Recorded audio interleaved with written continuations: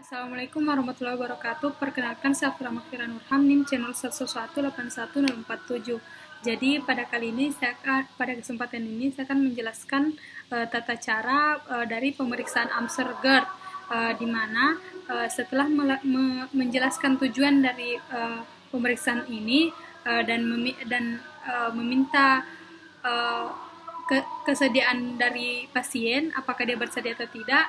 Kemudian kita adapun penjelasan tata caranya, kita meminta penderita untuk memegang testing GERD sejajar dengan garis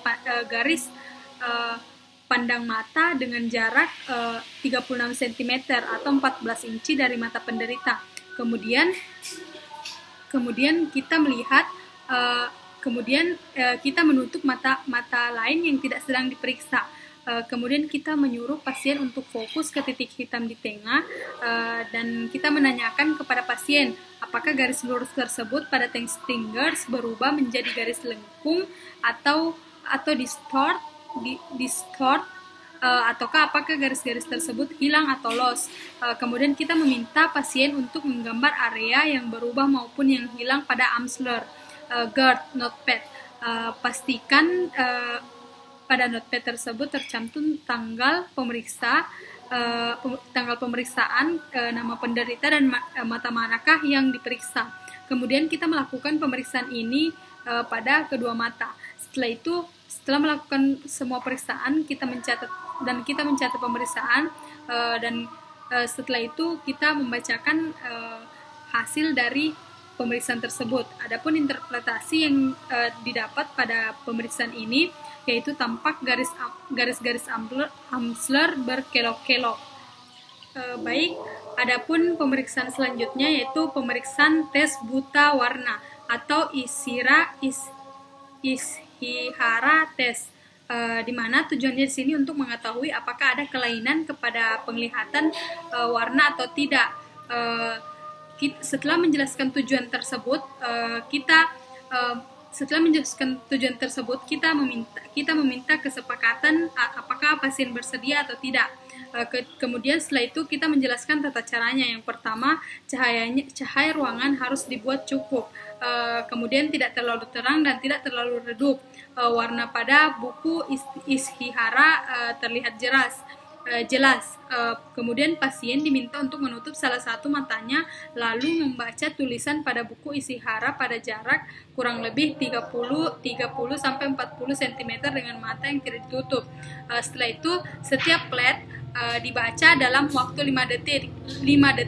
Kemudian hasil pembacaan dituliskan dalam tabel evaluasi.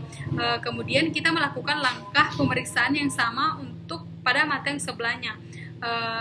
Kemudian hasil pembacaan pada tabel evaluasi disimpulkan. Adapun interpretasinya yaitu kesan normal. Pemeriksaan selanjutnya yaitu pemeriksaan segmen posterior bola mata atau funduskopi. Adapun tata caranya yaitu di sini pada pemeriksaan ini, pemeriksaan menjelaskan tentang tujuan dan prosedur pemeriksaan. Kemudian pemeriksaan meminta persetujuan pasien untuk melakukan pemeriksaan. Sebelum melakukan pemeriksaan segmen posterior, terlebih dahulu harus dilakukan pemeriksaan tekanan bola mata pada pasien dengan metode palpasi atau metode identitasi dengan tenometer skios. Jika tekanan bola mata pasien normal, maka dapat dilakukan pemberian tetes mata mydriaticum yang akan memberi efek dilatasi pupil pasien sehingga dapat dilakukan pemeriksaan segmen posterior. Akan tetapi jika tekanan bola mata di atas normal, maka kontraindikasi untuk dilakukan pemberian tetes mata mydriaticum. Kemudian pemeriksa meminta pasien untuk duduk berhadapan pada jarak jangkauan 25-30 cm. Kemudian persiapkan alat untuk segmen posterior bola mata, yaitu direct ophthalmoscope. Kemudian ruangan dibuat setengah gelap. Penderita diminta untuk membuka kacamatanya, dan pupil dibuat midriasis dengan tes mata midriatil. Kemudian pemeriksa meminta pasien memandang lurus ke depan. Baik, adapun tata cara dari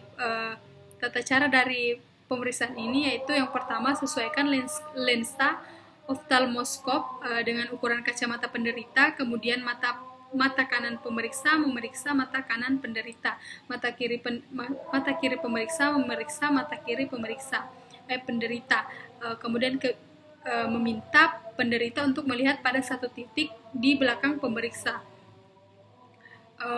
Kemudian arahkan ke pupil dari jarak 25 sampai 30 cm oftalmoskop untuk melihat refleks fundus dengan posisi atau cara pegang yang benar.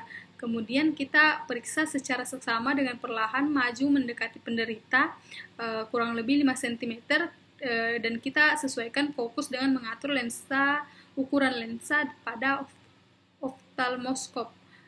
Kemudian kita mengamati secara sistematis struktur retina dimulai dari papil, nervus optik, arteri, dan vena, retina sentral, area makula, dan retina perifer. Kemudian pemeriksa mencatat hasil pemeriksaan dan menjelaskannya kepada pasien. Kemudian juga pemeriksa mencatat hasil pemeriksaan dan menjelaskan pada pasien dengan lengkap. Adapun interpretasi yang didapat dari pemeriksaan ini yaitu terdapat bercak dan titik berwarna merah menandakan pendarahan serta bercak putih yang menandakan edema makula. Diagnosisnya itu yaitu diabetik neuropati. Terima kasih. Wassalamualaikum warahmatullahi wabarakatuh.